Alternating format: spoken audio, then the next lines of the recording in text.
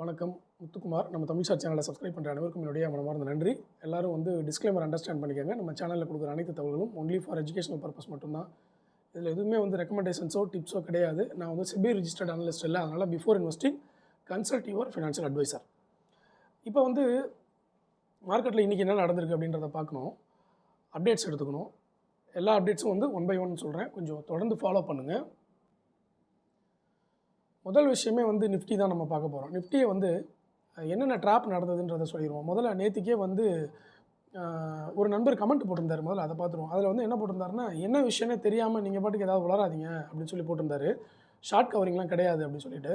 கண்டிப்பாக நேற்று காலையில் மார்க்கெட் ஷார்ட் கவரிங்கில் தான் 100 பாயிண்ட்ஸில் இருந்தது. அதுக்கப்புறம் வந்த நியூஸ் என்னென்னா, ஈரான் அவங்களுடைய நியூக்ளியரை ஹோல்டு பண்ணுறோம், யுரேனியம் நாங்கள் ஹோல்டு பண்ணுறோம், யூஎஸ் கூட பேச்சுவார்த்தை நடத்த போகிறோன்னு சொல்லி ஒரு நியூஸ் வந்தது. அந்த நியூஸ் வந்தோடனே வார் கம்ப்ளீட் ஆயிரும், இதோட நின்றுடும் அப்படின்னு சொல்லிட்டு மார்க்கெட் 300 பாயிண்ட்ஸ் மேலே ஏறிச்சு. அதுக்கப்புறம் மார்க்கெட்டு முடிஞ்சதுக்கப்புறம் நான் நேற்றுக்கே அதை வீடியோவில் சொல்லியிருந்தேன். இப்படி தான் நியூஸ் போடுவாங்க. அந்த நியூஸ் அதிகாரப்பூர்வமாக இருக்கா இல்லையான்னு நம்மளால் கண்டுபிடிக்க முடியாது. திருப்பியும் அடுத்த நாள் பார்த்தீங்கன்னா அந்த நியூஸ்லாம் ஃபேக்குன்னு சொல்லி திருப்பி அவங்களே அனௌன்ஸ்மெண்ட் பண்ணுவாங்க அப்படின்னு சொல்லியிருந்தேன். நேற்றுக்கே 3:30 மணிக்கு மேலே மார்க்கெட் முடிஞ்சதுக்கப்புறம் பார்த்தீங்கன்னா, ஈரான் யூஎஸை நாங்கள் பழி வாங்குவோம், அதுக்கு எதிர்த்தாக்குதல் நடத்துவோம், எங்களுடைய ஷிப்பை அவங்க அட்டாக் பண்ணதுக்காக அப்படின்னு சொல்லிட்டு ஒரு நியூஸ் வந்தது. அதுக்கப்புறம் பார்த்திங்கன்னா தொடர்ந்து அவங்க கத்தாரில் அட்டாக் பண்ணாங்க. வார் ஒன்றும் முடிகிற மாதிரியே தெரியல. அப்போது நமக்கு அதில் என்ன புரியுதுன்னா, அப்போ வார் நிற்கிற மாதிரி இருக்குங்கிறது உண்மை இல்லை. இன்னும் சரியான தகவல்களை நம்மளால் எடுத்துக்க முடியலங்கிறது தான் உண்மை. ஏன்னா இப்போ பார்த்திங்கன்னா யூடியூபர்ஸ், ஏகப்பட்ட யூடியூபர்ஸுங்க, சைனா வந்துருச்சு, அப்புறம் கொரியா வந்துருச்சு, அப்புறம் ஜெர்மனி வந்துருச்சு, ஸ்பெயின் வந்துருச்சு, கனடா வந்துருச்சு. இந்த மாதிரி என்னென்னலாம் அவங்களால சொல்ல முடியுமோ எல்லா நியூஸையும் சொல்லி கன்ஃபியூஸ் பண்ணி காலையிலேருந்து சாயங்காலம் வரைக்கும் வீடியோ பார்த்தாலும் உங்களுக்கு ஒரு கிளாரிட்டியே கிடைக்காது. அதிகாரப்பூர்வமான தகவல் கிடைச்சா மட்டும்தான் நீங்கள் அதை எடுத்துக்க முடியும். தயவுசெய்து யூடியூப்பில் இருக்கிற சேனல்ஸை போய் பார்த்து மார்க்கெட்டை டிசைட் பண்ணாதீங்க. நீங்கள் அப்டேட்ஸ் எடுத்துக்கோங்க, ஆனால் மார்க்கெட்டை அதை வச்சு டிசைட் பண்ணாதீங்க. ஏன்னா யூடியூபர்ஸ் அவங்க போடுற டைட்டிலுக்கும் அவங்க போடுற வீடியோஸ்க்கும் நிறைய டிஃப்ரென்ஸ் வருது. நான் யூடியூபர்ஸ்னு சொல்ல, ஜென்ரலாக சோஷியல் மீடியாவில் நிறைய ஃபேக்கான இன்ஃபர்மேஷன்ஸை அவங்கவுங்க இஷ்டத்துக்கு அள்ளி விட்றாங்க. அதனால் தயவுசெய்து பேனிக் ஆகாமல் மார்க்கெட்டில் ஆத்தரைஸ்டு நியூஸ் சேனலில் வர்றதே மாற்றி சொல்லிடுறாங்க. ஓகேவா? ஆத்தரைஸ்டு நியூஸ் சேனலில் வர ஸ்க்ரீன்ஷாட் தான் நான் எடுத்து போடுறேன். அதையே அடுத்த நாள் மாற்றி சொல்கிறாங்க. அப்படின்றப்போ நீங்கள் யூடியூப்பில் இருக்கிற நியூஸை பார்த்தீங்கன்னா என்ன பண்ண முடியும், சோஷியல் மீடியாவில் பார்த்தீங்கன்னா. அதனால் தயவுசெய்து ஆத்தரைஸ்டு நியூஸ் சேனலில் மட்டும் பாருங்கள். அதுக்கும் கொஞ்சம் டைம் கொடுங்க, ஒரு 1 or 2 days கொடுங்க, அது கன்ஃபார்மாக அப்படின்னு பார்க்குறதுக்கு. ரொம்ப அவசரமாக போய் நம்ம ட்ரேட் பண்ணி ஒன்றும் பண்ண போகிறதில்ல. அதனால் கொஞ்சம் ஸ்லோவாக மூவ் பண்ணுங்கள். சோஷியல் மீடியாவில் வரக்கூடிய தகவல்களை அப்பட்டமாக நம்பாதீங்க. ஆத்தரைஸ்டு சேனலில் போய் செக் பண்ணுங்கள். செக் பண்ணிவிட்டு அதுக்கு ஒரு 1 day டைம் கொடுங்க. அதை பற்றி வேறு ஏதாவது நெகட்டிவ் நியூஸ் வருதான்னு சொல்லிவிட்டு. ஓகே, சரி. இப்போ அடுத்தது இன்றைக்கி நிஃப்டி காலையில் பார்த்தீங்கன்னா, நிஃப்டியில் என்னென்ன ட்ராப்புன்னு பாருங்களேன். நேற்றுக்கு கிஃப்ட் நிஃப்டி 180 புள்ளிகள் வரைக்கும் டவுனில் இருந்துச்சு. இன்றைக்கி காலையில் ஓப்பன் ஆகும்போதே கிஃப்ட் நிஃப்டி டவுனில் தான் இருந்தது. ஆனால் நமக்கு நிஃப்டி என்ன ஆச்சுன்னா, காலையில் ஓப்பன் ஆனதுக்கப்புறம் நான் 5 minutes சார்ட்டை பேஸ் பண்ணி உங்களுக்கு சொல்கிறேன். காலையில் ஓப்பன் ஆனதுக்கப்புறம் பார்த்திங்கன்னா ஒரு ஏற்றத்தை கொடுத்தாங்க. இன்றைக்கி காலையில் கேப் டவுன் ஆகி ஓப்பன் ஆச்சு. 24,700 ஓப்பன் ஆச்சு. அதுக்கப்புறம் 600 வரைக்கும் போச்சு. 600லேருந்து திருப்பி மார்க்கெட் மேலே ஏறி 676 வரைக்கும் போச்சு. நிஃப்டி காலையில் கொஞ்சம் பாசிட்டிவ்லேயே காமிச்சிட்டு இருந்தாங்க. சரி, இப்போ மார்க்கெட் கொஞ்சம் பாசிட்டிவில் மூவ் ஆயிரும் போல். ஏன்னா நிஃப்டி ஃபியூச்சர்ஸில் என்ன பண்ணாங்கன்னா, கேப் டவுன் ஆகி ஓப்பன் ஆகிட்டு மேலே ஏற ஆரம்பிச்சிருச்சு. 676 ஓப்பன் ஆகிட்டு 776 வரைக்கும் மேலே போயிடுச்சு. 100 புள்ளி பாசிட்டிவில் காமிச்சாங்க நிஃப்டி ஃபியூச்சர்ஸில். கிஃப்ட் நிஃப்டியோட இண்டிகேஷன் என்னது, மார்க்கெட் நெகட்டிவில் போகணுன்னு காமிச்சாங்க. இது என்னாச்சுன்னா, கேப் டவுன் ஆகிட்டு 100 பாயிண்ட்ஸ் பாசிட்டிவில் போச்சு. அதுக்கப்புறம் என்னாச்சுன்னா, ஃபுல் டே நியூட்ரல்லே போச்சு. மார்க்கெட் ஃபுல் டே நியூட்ரலில் போச்சு. கிட்டத்தட்ட ஒரு 2:20 வரைக்கும் நியூட்ரலில் போச்சு. அதுக்கப்புறம் தான் நிஃப்டி இறங்க ஆரம்பிச்சிது. அதுக்கப்புறம் இறங்கி கிட்டத்தட்ட 300 புள்ளிகள் வரைக்கும் நிஃப்டி 315 புள்ளிகள் நிஃப்டி டவுனில் இன்றைக்கி முடிஞ்சிருக்கு. ஓகே, ஸோ பாசிட்டிவ்னு சொல்லி நெகட்டிவில் ஓப்பன் ஆகி நெகட்டிவில் ஓப்பன் ஆகி அதுக்கப்புறம் பாசிட்டிவில் ஒரு 100 பாயிண்ட் மேலே போய் அதுக்கப்புறம் திருப்பியும் நிஃப்டி சைடுவேல போய் அதுக்கப்புறம் இறங்கி, ஸோ மார்க்கெட்டை ப்ரெடிக்ட் பண்ண முடியாத அளவில் தான் இருக்குது. அதனால் யாரும் ஆப்ஷன் ட்ரேடிங்கை நம்பி உள்ளே போயிடாதீங்க. இன்றைக்கி காலையில் ஆப்ஷன்ஸ் செல்லிங்லலாம் பார்த்தீங்கன்னா, இல்லை புட் ஆப்ஷன்லாம் பார்த்தீங்கன்னா நல்ல ப்ராஃபிட் இருக்கிற மாதிரி காமிச்சிது. ஆனால் காலையில் ட்ரேடிங்க்கு என்ட்ரு ஆயிருந்தீங்கன்னா பெரும்பாலும் லாஸ் ஆகிருப்பாங்க. 2:30 மணிக்கு மேலே தான் மார்க்கெட்டே டவுன் ஆச்சு. அது வரைக்கும் ப்ரீமியம் கரைஞ்சிக்கிட்டே தான் வந்தது. ஸோ அதனால் இந்த மாதிரி சுச்சுவேஷனில் வாலட்டிலிட்டி அதிகமாக இருக்கும் பொழுது நம்ம கொஞ்சம் கேர்ஃபுல்லாக ஒதுங்கி இருக்கிறது நல்லது. பொறுமையாக வந்து மார்க்கெட்டை அனாலிசிஸ் பண்ணி பண்ணணும். ஓகே, கொஞ்சம் நம்ம டைம் எடுத்துக்கணும். கோல்டு சில்வரை பொறுத்தளவில் பெரிய அளவில் ஏற்றம் கொடுக்கல. இன்றைக்கும் வந்து கோல்டு நியூட்ரலாக தான் இருந்தது. சில்வர் வந்து இறங்கி தான் இருந்தது. இதில் வந்து நண்பர்கள் நிறைய பேர் கொடுத்துருந்தாங்க, கோல்டு வந்து ஏன் சார் ஏறல, கோல்டு என்ன ஆச்சு அப்படின்னு சொல்லிட்டு. கோல்டு நான் நேற்றுக்கு வீடியோவில் சொல்லியிருந்தேன், யூஎஸ் டாலர் ஏறிக்கிட்டு வரனால ஓகே அவங்களுடைய எக்கனாமிக் கொஞ்சம் ஸ்டேபிள் ஆச்சு அப்படின்னா ரேட் ஆஃப் இன்ட்ரெஸ்ட் அந்த நமக்கு எஃப்ஓஎம்சி மீட்டிங்கில் வந்து இன்ட்ரெஸ்ட் ரேட் ரெடியூஸ் பண்ணுவாங்க இல்லையா, அது ரெடியூஸ் பண்ணலைன்னா கோல்டு வந்து ஏறாது. அதை இப்போயே வந்து அனௌன்ஸ்மெண்ட்டு நிறைய பேருக்கு வந்து ஒரு இன்டெரக்டாக வந்துருச்சு. ஏன் அப்படின்னா டாலரோட விலை ஏறிக்கிட்டே வருது. டாலருக்கு மதிப்பு இருக்கும் பொழுது இன்ட்ரெஸ்ட் ரேட்டை ரெடியூஸ் பண்ண மாட்டாங்க அப்படின்னு ஒரு கால்குலேஷன் இருக்குது.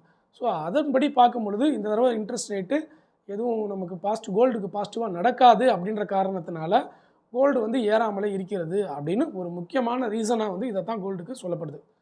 ஓகே, அதான் நானும் அதை தான் பார்க்குறேன். இன்ட்ரெஸ்ட் ரேட் ரெடியூஸ் பண்ணும்பொழுது நமக்கு கோல்டு நல்ல ப்ரைஸ்க்கு வந்து ஏறிக்கிட்டே வரும். அது நடக்கலை அப்படின்னா கோல்டு வந்து ஏறாமல் போகலாம். அதுக்கான வாய்ப்புகளை தான் வந்து இப்போ மார்க்கெட் காமிச்சிக்கிட்டு இருக்குது. அதனால் கோல்டு இங்கேருந்து ஆனால் பாருங்கள், அந்த நியூஸ் வந்தாலும் கோல்டு பெருசாக இறங்கலாம் இல்லை, சும்மா ஒரு 0.5%, 0.06%, இன்றைக்கெலாம் 0.06% இறங்கியிருக்கு. பெரிய அளவில் இறங்கலை. ஏறும்போது பார்த்திங்கன்னா 3-4% ஏறிச்சு. இறங்கும்போது அந்த மாதிரி இறங்காமல் அப்படியே ஒரு கம்மியான பர்சன்டேஜில் தான் இறங்குது. பட் இனிமேல் புதுசாக என்ட்ரானா ஏறுறதுக்கு வந்து கொஞ்சம் டைம் எடுக்கும் அப்படின்ற மாதிரி தான் கோல்டில் தெரியுது. ஸோ நம்ம கேர்ஃபுல்லாக இருக்கணும். அடுத்தது இன்றைக்கி செக்டார் டேட்டா அப்படின்னு பார்க்கும்பொழுது எந்த செக்டாருமே இன்றைக்கி ஏறலை. முக்கியமாக ஏறின செக்டார் அப்படின்னு பார்த்திங்கன்னா அதிகபட்சம் ஏறினது டிஃபென்ஸ். ஏன்னா வார் நல்லா நடந்துட்டுருக்கனால டிஃபென்ஸ் செக்டார் மட்டும் ஏற்றம் கொடுத்துருக்கு. 2.7% ஏற்றம் கொடுத்துருக்கு. பப்ளிக் செக்டார் வந்து ஒரு 0.4% வரைக்கும் ஏற்றம் கொடுத்துருக்குறாங்க. எனர்ஜி செக்டார் ஏற்றம் கொடுத்துருக்கு. அவ்வளோதான். ஐடி செக்டார் இறங்கலை அப்படின்னு சொல்லலாம். மற்றபடி எல்லா செக்டாரும் இறங்கியிருக்கு. ப்ரைவேட் பேங்க்கு 2% மேலே டவுனு, பேங்க் நிஃப்டி 2% மேலே டவுனு, சிஎன்எக்ஸ் ஃபினான்ஸ் 2% மேலே டவுனு, பிஎஸ்யூ பேங்க்கு சர்வீஸு எல்லாமே 2% மேலே டவுனு, ஆட்டோ 1% மேலே டவுன். ஸோ பெரும்பாலான செக்டார் வந்து இன்றைக்கி பெரிய அளவில் டவுன்.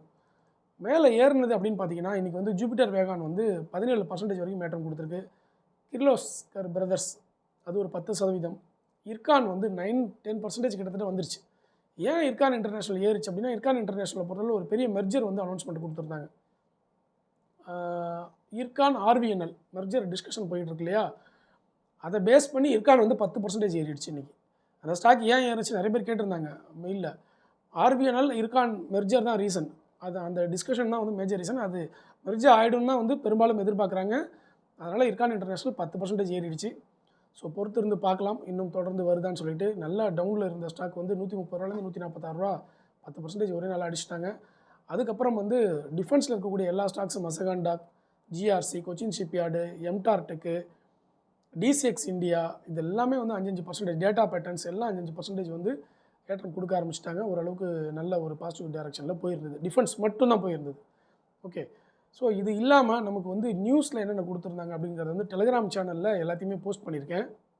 அதை வந்து எல்லோரும் போய் பாருங்கள். டெலிகிராமோட லிங்க் வந்து டிஸ்கிரிப்ஷனில் இருக்குது. அதே மாதிரி நம்மளுடைய டிமேட் அக்கௌண்ட் ஓப்பன் பண்ணுறதுக்கான லிங்க்கும் டிஸ்கிரிப்ஷன்லையும் கமெண்ட்லையும் பின் பண்ணியிருக்கேன். விருப்பம் இருக்கிறவங்க என்னுடைய ரெஃபரல் லிங்கை பயன்படுத்தி நீங்கள் வந்து அக்கௌண்ட் ஓப்பன் பண்ணுங்கள். அதே மாதிரி நம்ம டெலிகிராம் சேனலோட லிங்க் டிஸ்கிரிப்ஷனில் இருக்குது. அதில் ஜாயின் பண்ணிக்கோங்க. அதில் அப்டேட்ஸ்லாம் மேக்ஸிமம் நான் கொடுத்துட்றேன். இந்த வீடியோ நீங்கள் வந்து யூடியூப்பில் உங்களுக்கு நோட்டிஃபிகேஷன் வரலனாலும் டெலிகிராமில் நான் போஸ்ட் பண்ணுவேன் இந்த வீடியோ போட்டதுமே. ஸோ டெலிகிராமில் இருந்தீங்கனாலே உங்களுக்கு மிஸ் ஆகாமல் நோட்டிஃபிகேஷன் வரும்.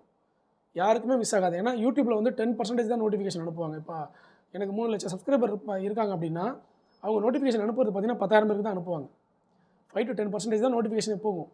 மீதி யாருக்குமே நோட்டிஃபிகேஷன் போகாது. ஸோ உங்களுக்கு கன்ஃபார்மாக நோட்டிஃபிகேஷன் வேணும்னா நீங்கள் டெலிகிராமில் ஜாயின் பண்ணிட்டீங்கன்னா அங்கே வந்து நான் நோட்டிஃபிகேஷன் உங்களுக்கு கொடுத்துருவேன்.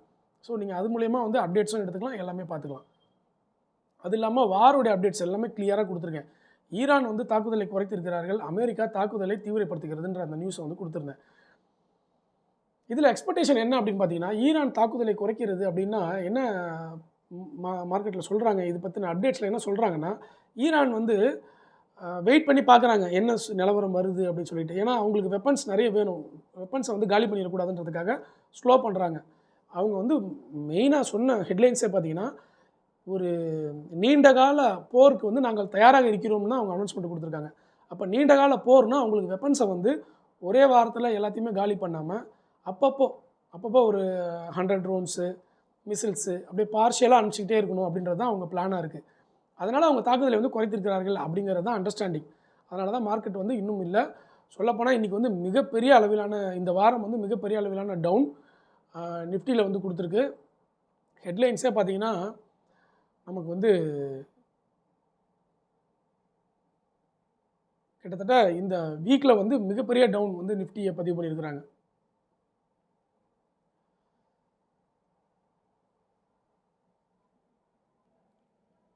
இப்போது சில ஹெட்லைன்ஸை பார்த்துருவோம். அதுக்கப்புறம் சில டாப் கெய்னர் ஸ்டாக்ஸுக்கு வந்து நம்ம போய் பார்க்கலாம்.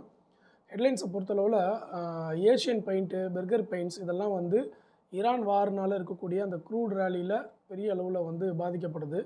Asian paints and Berger paints இதை கவனிக்கணும். அதுக்கப்புறம் வந்து ஆர்பிஐனால் இருக்கான் மெர்ஜி நியூஸ் சொல்லிட்டேன். மினிஸ்ட்ரி ஆஃப் ரயில்வே வந்து ப்ரப்போஸ் பண்ணியிருக்காங்க. அதுக்கப்புறம் வந்து மசகன் டாக் டிஃபென்ஸ் ஸ்டாக்ஸ் எல்லாமே வந்து ரேலி கொடுத்துருந்தது.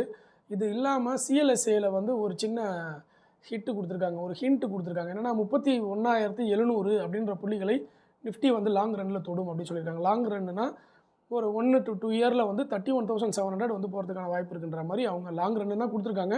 நம்ம ஒரு 2 இயர்ஸ் அப்ராக்சிமேட்டாக எடுத்துக்கிறோன்னா 31,700 போகிறதுக்கான வாய்ப்பு இருக்குது. அப்படின்னா நம்ம ஸ்டாக்ஸ் வந்து விற்காமல் 2 வருஷத்துக்கு ஸ்ட்ராங்காக பிடிச்சி வச்சுக்கலாம் அப்படின்ற மாதிரி அவங்க ஒரு ப்ரொஜெக்ஷன் கொடுக்குறாங்க. இப்போ தான் அவர் வந்து அனௌன்ஸ்மெண்ட் கொடுக்குறாரு 31,700 வரைக்கும் நிஃப்டி போகும் அப்படின்ட்டு. ஸோ அதை வந்து நம்ம எடுத்து வச்சுக்கணும். அதே மாதிரி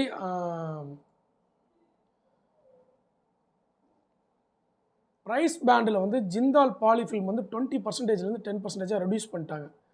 அதை நோட் பண்ணி வச்சுக்கணும். அதுக்கப்புறம் வந்து ஷார்ட் டேர்ம் ஏஎஸ்எம் ஃப்ரேம் ஒர்க்கில் வந்து தேஜாஸ் நெட்வொர்க் உள்ளே போயிடுச்சு. ஸோ கொஞ்சம் கேர்ஃபுல்லாக இருக்கணும். அப்புறம் செக்யூரிட்டி பேன் பீரியடில் வந்து செயில், சம்மான் கேபிட்டல் இது மட்டும் தான் எஃப்என்டோ பேண்டில் இருக்குது. வேறு எந்த ஸ்டாக்கும் எஃப்என்டோ பேண்டில் உள்ளே போகல. செயில், சம்மான் கேபிட்டல் தான் ரொம்ப நாளாகவே அது 2 தான் வந்துகிட்டு இருக்குது. வேறு எதுவும் பெருசாக போகல. அதுக்கப்புறம் வந்து இன்னொரு முக்கியமான விஷயம், டிஃபென்ஸில் பார்த்தீங்கன்னா டிசிஎக்ஸ் சிஸ்டமில் வந்து மிகப்பெரிய பல்க் டீல் நடந்திருக்குங்க. ஓகே, டிசிஎஸில் வந்து 6,80,000 ஷேர்ஸ் வந்து பல்க் டீல் பண்ணியிருக்காங்க. ஏன்னா இப்போ டிஃபென்ஸில் எல்லா ஸ்டாக்கும் ஏறிட்டு வருது. இந்த நேரத்தில் இந்த டிசிஎக்ஸ் சிஸ்டத்தை வந்து அவங்க பல்க் டீல் பண்ணியிருக்காங்க. ஸோ நம்ம பார்க்கணும் அதை. அதே மாதிரி ஆம்பர் என்டர்பிரைசஸும் வந்து கிட்டத்தட்ட 2.4 lakh ஷேர்ஸை வந்து பல்க் டீல் பண்ணியிருக்காங்க. பல்க் டீலில் வாங்கியிருக்காங்க. ஸோ இதுவும் வந்து நோட் பண்ண வேண்டிய ஒரு முக்கியமான விஷயமா இருக்குது. அடுத்தது டாப் கெய்னரில் பார்த்திங்கன்னா இந்த மாதம் மட்டும் நமக்கு இன்றைக்கி வந்து சில கம்பெனிகள் ஏறி இருக்குது. Commercial engineering, Kirloskar brothers, Ircon international, Radico Khaitan, united breweries, Bharat dynamic இதெல்லாம் இன்றைக்கி ஏறி இருக்குது. இந்த 1 மந்தில் பார்த்தீங்கன்னா தேஜாஸ் நெட்வொர்க் தான் 38% ஏற்றம் கொடுத்துருக்காங்க. கிர்லோஸ்கர் ஆயில் 29% ஏற்றம் கொடுத்துருக்கு. டேட்டா பேட்டர்ன்ஸ் 28% இந்த மந்த்து 1 மந்த்துக்குள்ளே 30 நாளுக்குள்ளே. ஓகேவா. நாட்கோ ஃபார்மா 23%, பாரத் ஃபோர்ஜ் வந்து 23% ஏற்றம் கொடுத்துருக்கு. இது இல்லாமல் டிவிடெண்டில் வந்து இப்போ இன்டர்ம் டிவிடெண்ட் ரெடியாக இருக்கிறது Sun TV, Indian Oil Corporation. இது ரெண்டும் இன்டர்ம் டிவிடெண்ட் அனௌன்ஸ்மெண்ட் கொடுத்துட்டாங்க. ஸோ ஸ்டாக் ஹோல்டிங் வச்சிருந்தீங்கன்னா அந்த ஸ்டாக்கோட நியூஸை போய் செக் பண்ணிவிடுங்க. Sun TV, Indian Oil Corporation ₹2 வந்து Indian Oil Corporation dividend announcement, interim dividend. இந்த டயத்தில் ஏதோ ஒரு டிவிடெண்ட் கொடுக்குறாங்களே அப்படின்னு நினச்சிக்க வேண்டியதான். ஓகே, அதே மாதிரி இந்த நேரத்துலேயும் 52 வீக் ஹை நியர்பையில் இருக்கிறது data pattern, MRPL, Kirloskar oil, BEL, Bharat forge, ABP power இதெல்லாம் இருக்குது. இந்த டயத்தில் 52 வீக் லோ கிட்ட இருக்கிறது பார்த்திங்கன்னா Suven pharma, Inox wind, Ambuja cement, KPIT tech இதிலலாம் வந்து நல்ல ஃபண்டமெண்டல் ஸ்டாக்கை 52 வீக் ஹையில் போய்ட்டு நம்ம போய் எடுத்துக்கிறது வந்து நமக்கு நல்லது. அதே மாதிரி செக்டாரை பொறுத்தளவில் நல்லா போன செக்டார் இந்த வாரம் பார்த்திங்கன்னா ஷிப்பிங் செக்டார் நல்லா பிரச்சனை இல்லாமல் போகுது. ஆட்டோ செக்டார் ஓரளவுக்கு 4% பர்ஃபார்ம் பண்ணியிருக்கு. ஷிப்பிங் வந்து 6% பர்ஃபார்ம் பண்ணியிருக்கு இந்த ஒரு வாரத்தில் சொல்கிறேன். அதே மாதிரி கேஸ் அண்ட் பெட்ரோலியம் 2% பர்ஃபார்மன்ஸ் பண்ணியிருக்கு. கன்ஸ்ட்ரக்ஷன்ஸு கதையை முடிச்சு விட்டாங்க. 6.5% இந்த 1 வீக்கில் வந்து டவுனில் போயிடுச்சு. அந்த அளவில் வந்து கன்ஸ்ட்ரக்ஷன்ஸு டவுன் போயிருக்கு. அதே மாதிரி டீ, காஃபி செக்டார் அதெல்லாம் வந்து அந்த இண்டஸ்ட்ரியில் நல்லா போயிருக்கு. மைனிங் இண்டஸ்ட்ரி வந்து நல்லா போயிருக்கு. இருக்கிறதுலே டவுன் ஆனது வந்து பார்த்திங்கன்னா holding companies 12%, apparels 10% down, tobacco 7% down, financial services, கன்ஸ்ட்ரக்ஷன்ஸ்லாம் 6% மேலே டவுன், என்பிஎஃப்சி 6.4% டவுன். ஒரு வாரத்தில் சொல்கிறேன் நான், ஒரே வாரத்தில் தான் இவ்வளோ பெரிய டவுன் நடந்திருக்கு. பெருசாக எந்த இண்டஸ்ட்ரியும் வந்து மேலே வரல. இந்த வாரனால் பாதிக்கப்படாத இண்டஸ்ட்ரி மட்டும்தான் அப்படி இப்படி வருது. ஓகே, மற்றபடி வேறு எந்த இண்டஸ்ட்ரியும் வந்து மேலே வரல நமக்கு. அடுத்தது ஆப்ஷன்ஸ் டேட்டா பொறுத்தவரை கால் ஆப்ஷன்ஸ் எல்லாமே வந்து டவுனில் தான் இருந்தது. புட் ஆப்ஷன்ஸ் எல்லாமே ஓரளவுக்கு பாசிட்டிவில் போயிருந்தது. 75% வரைக்கும் புட் ஆப்ஷன்ஸ் எல்லாமே பாசிட்டிவில் இருந்தது. ஆனால் எல்லாமே கேப் அப்பில் தான் நடந்தது. எதுவுமே வந்து மார்க்கெட் ஓப்பன் ஆனதுக்கப்புறம் பெரிய அளவில் ஏற்றம் கொடுக்கல. ஏன்னா காலையிலேருந்து பார்த்தீங்கன்னா ஃபுல்லாக சைடு வேலையே வந்து ட்ராவல் ஆகிட்டே இருந்தது ஆப்ஷன்ஸ் எல்லாமே. லாஸ்ட்டாக மார்க்கெட் முடியும் பொழுது அந்த 2:30 மணிக்கு மேலே தான் வந்து ஒரு பீக்கில் போச்சு. ஏன்னா வார் கண்டினியூ ஆகுதுன்னு தெரிஞ்ச உடனே டக்குன்னு இறக்கி விட்டாங்க மார்க்கெட்டை. அது வரைக்கும் இறக்காமல் வச்சுருந்தாங்க. இது எப்படி இருக்குன்னா, நம்மக்கிட்ட ஸ்டாக்ஸை வந்து லோட் பண்ணுற மாதிரி இருக்குது. அப்படியே ஏறுற மாதிரி காமிச்சிட்டே வர்றாங்க. மார்க்கெட்டு முடியும் போது ஃபுல்லாக இறக்கி விட்டுறாங்க. ஓகே, இந்த மாதிரி வந்து மார்க்கெட்டு ஒரு ஒரு பாயிண்டில் இருக்குது. ஸோ கேர்ஃபுல்லாக இருக்கணும். நம்ம இந்த டயத்தில் கொஞ்சம் வெயிட் பண்ணிவிட்டு பேசாமல் அமைதியாக நம்ம வந்து வாலட்டிலிட்டியை வேடிக்கை மட்டும் பார்த்துட்டு இருந்தோம்னா இதுலேருந்து மார்க்கெட் வெளியே வந்துடும். அதுக்கப்புறம் நம்ம வந்து ட்ராவல் பண்ண ஆரம்பிக்கலாம். அதுக்கப்புறம் இன்றைக்கி பார்த்தீங்கன்னா டிக்ளைன் ஆனது தான் வந்து ரொம்ப அதிகங்க. 3294 கம்பெனியில் டிக்ளைன் வந்து 1872 கம்பெனி. அட்வான்சஸில் இருக்கிறது 1315 கம்பெனி. இன்றைக்கி வந்து ஓரளவுக்கு 30 கம்பெனி வந்து 52 வீக் ஹையை டச் பண்ணியிருக்காங்க. லோயர் 52 வீக் லோவில் பார்த்தீங்கன்னா 200 கம்பெனி 196 கம்பெனி 52 வீக் லோவில் வந்திருக்கு. ஓகே, இவ்வளோ தான் வந்து நமக்கு இன்றைக்கி ஆல் ஓவரான டேட்டா. இது இல்லாமல் நம்ம பார்க்க வேண்டிய முக்கியமான தகவல்களில் வந்து இப்போ கரண்ட் குளோபல் மார்க்கெட் டேட்டா பார்க்கணும். அதுக்கப்புறம் வந்து எஃப்ஐஐ டேட்டா வந்து நம்ம பார்க்கணும். இன்றைக்கி என்ன பண்ணியிருக்காங்க அப்படிங்கிறதுல வந்து நம்ம செக் பண்ணணும். இப்போ 2 நாள் நமக்கு லீவு வருது. இந்த 2 நாள் லீவில் இந்த வார் வந்து பெருசாக எக்ஸ்பேண்ட் ஆகாமல் இருந்தால் நம்ம அடுத்த வாரம் தப்பிச்சோம். இல்லைன்னா அடுத்த வாரம் போட்டுருவாங்க. ஒரு 2 நாள் 400 புள்ளி இறக்கி விட்டாங்கன்னா முடிஞ்சு போச்சு. ஓகே, அதனால் கேர்ஃபுல்லாக இருக்கணும். யூரோப்பியன் மார்க்கெட், யூஎஸ் மார்க்கெட் எல்லாமே இப்போ வரைக்கும் வந்து டவுனில் தான் காமிக்குது. யூஎஸ் மார்க்கெட் இன்னும் ஓப்பன் ஆகலை. யூரோப்பியன் மார்க்கெட் எல்லாமே வந்து இப்போ வரைக்கும் வந்து கம்ப்ளீட்டாக டவுனில் தான் காமிக்குது. கிஃப்ட் நிஃப்டி வந்து 119 புள்ளிகள் வந்து நெகட்டிவில் இருக்குது. 24,454 இருக்குது. ஸோ 24,454னா நம்மளுடைய நிஃப்டி ஃபியூச்சர்ஸ் 565. அப்போது கிட்டத்தட்ட நம்மளுடைய மார்க்கெட்டும் நம்மளுடைய நிஃப்டியும் இண்டெக்ஸ் பார்த்திங்கன்னா 450 தான் இருக்குது. ஸோ பெருசாக ஒன்றும் பாசிட்டிவ் சைடு போகலை. ஓகே, ஸோ எஃப்ஐஐ டேட்டா வந்து அப்டேட் ஆகிருக்கான்னு பார்க்குறேன். எஃப்ஐஐ டேட்டா பொறுத்தளவில் நேற்றுக்கு வரைக்கும் தொடர்ந்து எஃப்ஐஐ செல்லிங்கில் தான் இருந்தாங்க. இன்றைக்கி மட்டும் என்ன பாசிட்டிவ்ல வந்துட போகிறாங்க, இது வரைக்கும் அப்டேட் ஆகலை. அப்டேட் வந்தோம் நான் டெலிகிராமில் தூக்கி போட்டுறேன் டேட்டாவை. நீங்கள் டெலிகிராமில் போய்ட்டு செக் பண்ணிக்கோங்க. ஓகே, மற்றபடி ஹெட்லைன்ஸ் அப்படின்னு பார்த்தீங்கன்னா இன்னும் நிறைய பாசிட்டிவ் நியூஸ் வருதுங்க. ஒவ்வொரு கம்பெனிகளுக்கும் இண்டிவிஜுவலாக வந்து நிறைய பாசிட்டிவ் நியூஸுங்க.